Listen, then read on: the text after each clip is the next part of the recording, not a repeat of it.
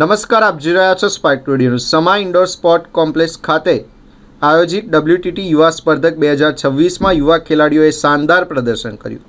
Under 17 girls સિંગલ્સમાં Cinderella દાસ અને under 17 boys સિંગલ્સમાં Roopam સરદારે title જીત્યા।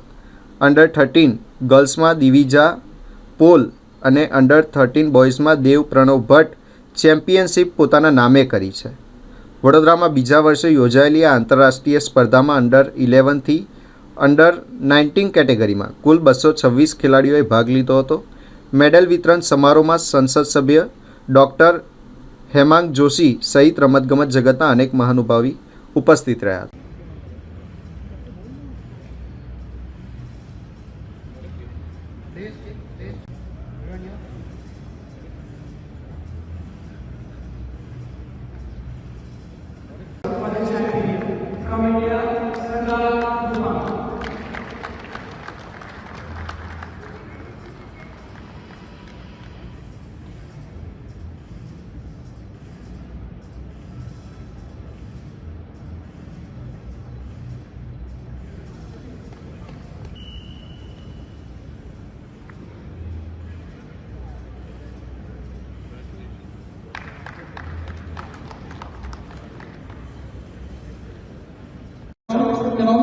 વડોદરાની અંદર એક ઇતિહાસ રચાયો છે કે જ્યારે WTT યુથ કન્ટેન્ડર અને જ્યારે ભારતમાં પહેલીવાર WTT ફીડર સિરીઝ એ ભારતની અંદર ગુજરાતમાં અને ગુજરાતમાં પણ આપણા વડોદરાની અંદર યોજાઈ રહી છે। આ સમગ્ર આયોજન એ world table tennis TTFI TTAB SAGના સંયુક્ત ઉપક્રમે આ આયોજન થઈ રહ્યું છે અને VMC અને તમામ સરકારી પ્રશાસનનો પણ ખૂબ સારો સહયોગ છે।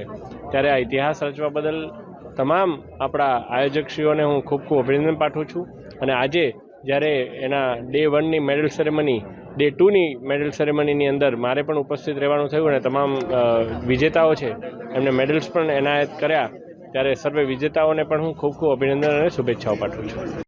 આજે WTT ફીડર સિરીઝનું પ્રાઇઝ ડિસ્ટ્રીબ્યુશન આજે હતું ને મને આમંત્રણ હતું અહીંયા રહેવા માટે ને ખાસ કરીને બહુ ખુશી છે કે વડોદરામાં એક ઇન્ટરનેશનલ ઇવેન્ટ આવી જોવા મળી છે અને આમાં સમગ્ર વડોદરા મ્યુનિસિપલ કોર્પોરેશનને બધા લઈને એક આયોજિત બહુ સારી રીતે કર્યું છે અને હું ઈચ્છા કરું છું કે આવતા વર્ષોમાં પણ વડોદરામાં મોટી ટુર્નામેન્ટ આવશે। ખૂબ ખૂબ આભાર।